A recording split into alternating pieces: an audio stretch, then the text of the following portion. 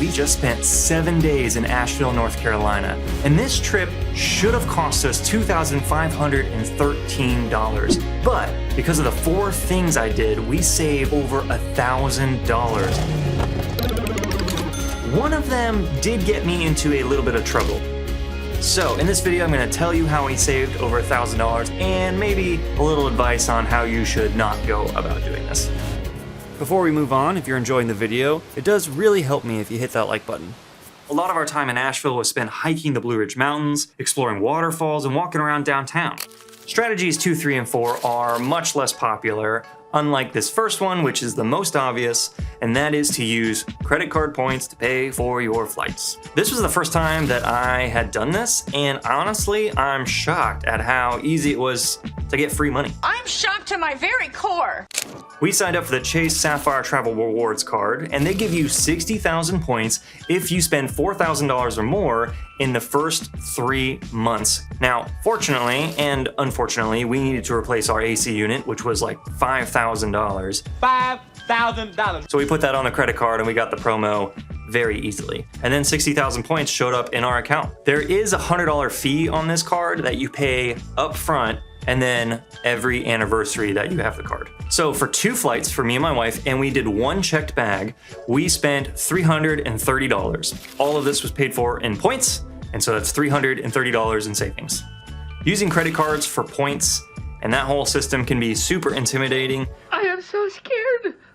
But I will say it was pretty easy to set up, and we've gotten over $1,000 out of this. The next strategy that I did is bartering.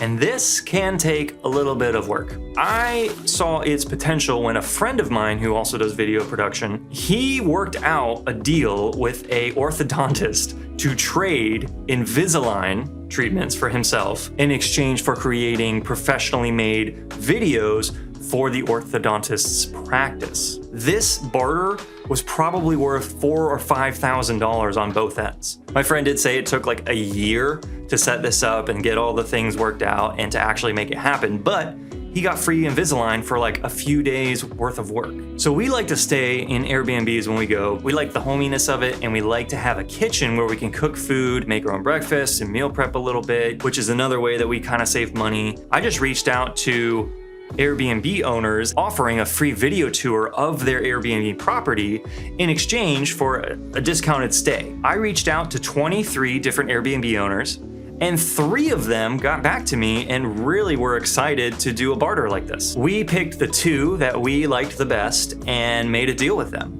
I simply asked to take $200 off, and that also brought down the Airbnb fees and the taxes. The first host we stayed at for 4 nights, it was originally $735.03, and with the discounts, it went down to $451.33, which is $283.70 in savings. The second host we stayed at for 2 nights, it was originally $270.80, down to $64.48, which is a savings of $206.32. So that's a total of $490.02 for where we stayed on our trip. Both of the places that we stayed were great. I'll link to them down below in the description, and both of the hosts loved their tour videos. You may not do video production, but there are a lot of creative ways to barter and save money just offering a little bit of your time in exchange for something that you want. Now, here's where I got into a little bit of trouble. We are in serious trouble. I tried to do this trick again for a trip we want to do in Denver, and I got a message from Airbnb essentially giving me a warning. In their terms and services, they do not allow outside solicitation, and in my messaging, it may have come off that I was trying to sell video production services. I don't know if Airbnb caught the message through an automated system or if a host reported me or something, but this is something to be very careful of. You don't want to go to these websites and harass the hosts, trying to sell them. You never want to go about this in a way that's spammy. You want to be very nice, very courteous, very professional, and go about it in a way that is genuinely beneficial to both parties. The next strategy is for car rentals. I don't know what happened, but car rentals have like tripled in price in the last few years. It's crazy. So I worked really hard to try to find a good deal on one, comparing all the different car rental places, and I stumbled upon this website called Turo. And it's basically Airbnb for cars, where people just list their car that they own and you can rent it from them directly. I thought, oh, this is interesting and potentially a good opportunity for a barter. Now, Turo's system is a little different. You're not allowed to message any of the car owners before you book the car. And as I'm going through all the listings, I'm looking for ones that don't have great photos, because maybe I can barter better photos for your listing in exchange for a small discount. So I found a Kia Soul and I rolled the dice, I booked it, and I messaged the guy saying, hey, before you approve this, I wanted to pitch you something. This is where it gets interesting. The guy didn't want new photos for his Kia Soul. He didn't think the car was nice enough to warrant that, but he does have a Mercedes-Benz that he rents out periodically and would love high quality photos of that car.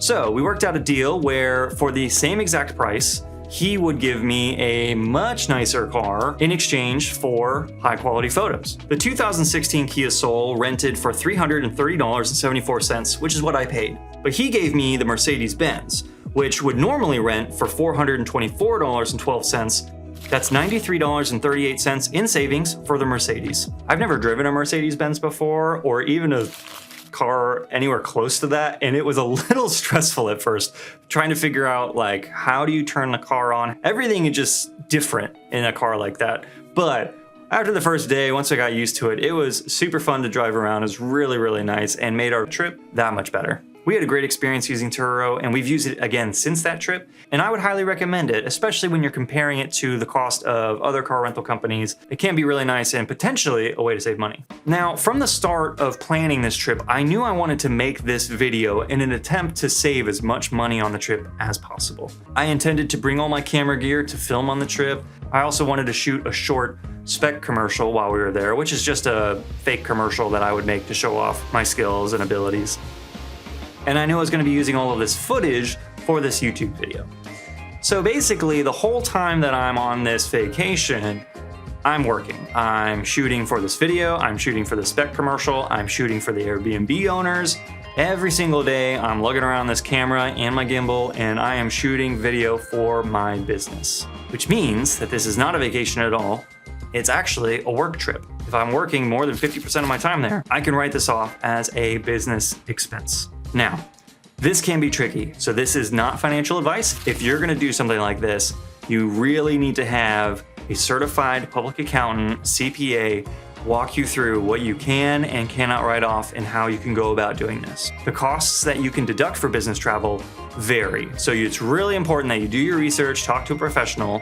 One example is food. Sometimes it's half deductible and sometimes it's not deductible at all. It can get really complicated, so just do your own research. But all of my expenses that are deductible totaled $1,408.33. I won't go into all how business tax works because it's complicated and it'll make this video very long.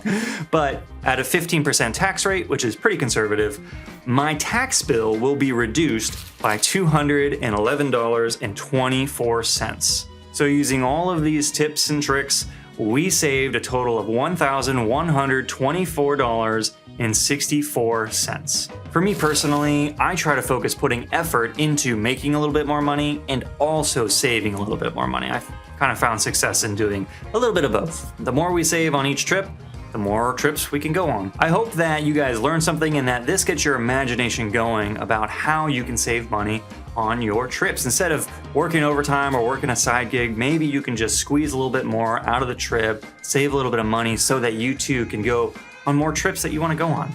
I would love to hear from you guys about how you save money traveling and the things that have worked out for you. Thank you guys so much for watching, and I'll see you on the next one.